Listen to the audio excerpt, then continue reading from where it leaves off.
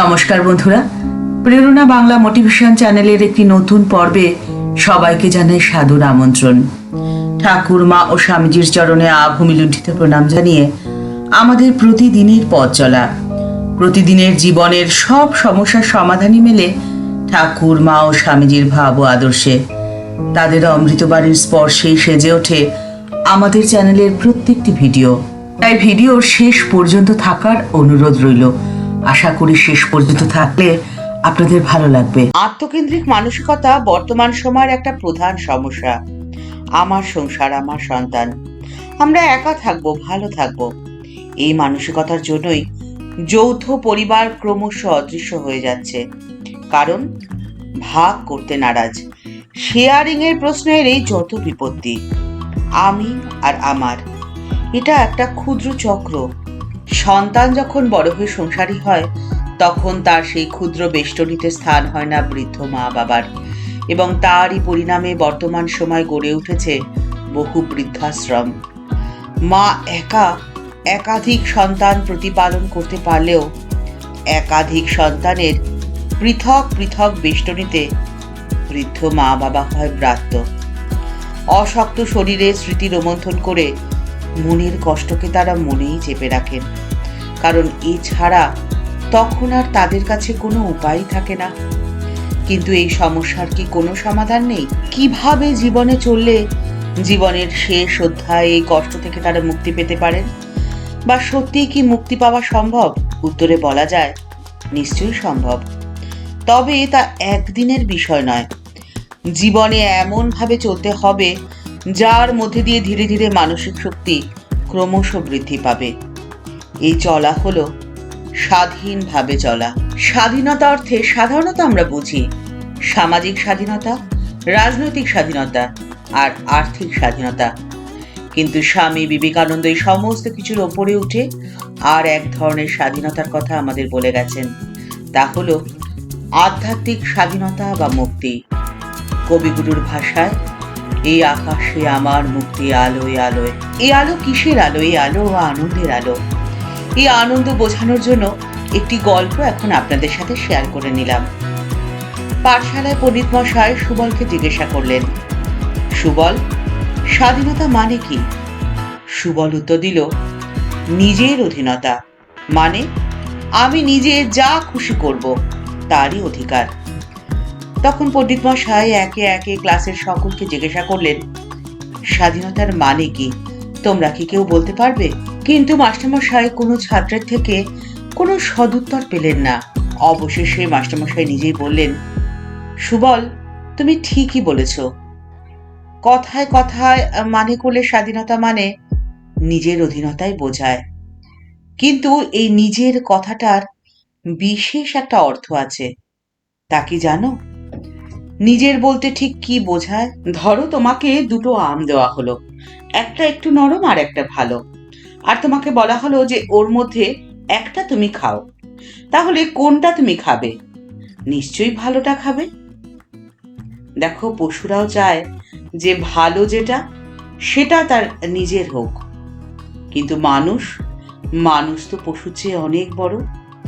তাই সে শুধু নিজের ভালো চায় না, নিজেদের ভালো চায়। এখানেই মানুষ আর পশুর মধ্যে পার্থক্য। কারণ মানুষ জানে যে কথার অর্থ হলো ভগবান, আর ভগবানের অধীনে থাকা অর্থেই স্বাধীনতা। যা মঙ্গলময় তার অধীনে থাকার অর্থই হলো স্বাধীনতা। যারা মানুষ, যাদের মান এবং হুঁশ রয়েছে, তাদের কামনা হলো সকলের ভালো করা।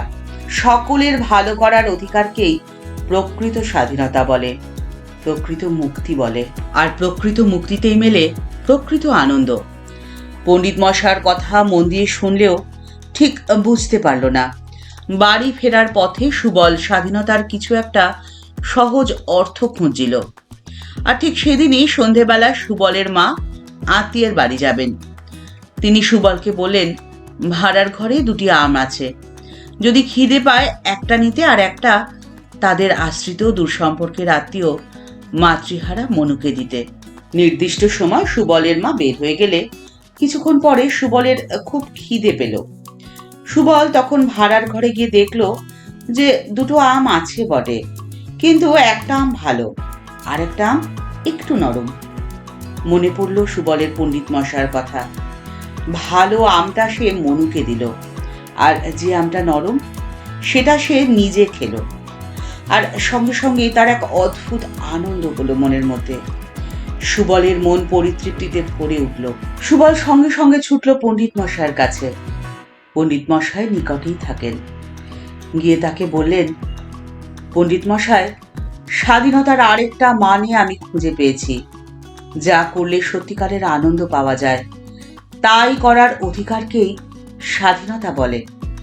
সুবলের এই আনন্দের উৎস অপরের জন্য নিঃস্বার্থ কর্ম। স্বামীজি বলছেন, নিঃস্বার্থপরতার অর্থ আমি এই ক্ষুদ্র শরীর, এই ভাব থেকে মুক্ত হওয়া।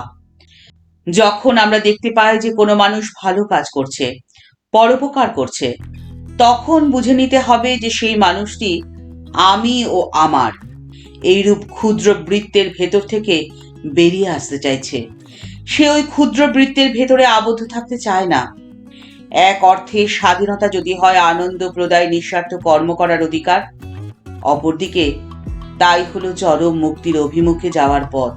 সিস্টার ক্রিস্টিন তার স্মৃতিচারণে বলছেন, 1000 আইল্যান্ড পার্কে স্বামীজি একদিন পিঞ্জরাবদ্ধ সিংহের ন্যায় বলে উঠেছিলেন, আজাদ আজাদ, মুক্তি চাই, মুক্তি। স্বামীজি উপস্থিত সকলকে বলছেন, তোমরা আর মায়াকে ত্রিসীমানায় ঘেঁষতে দিও না। জন্ম জন্ম আমরা মায়ার খপ্পরে পড়েছি, আর নয়।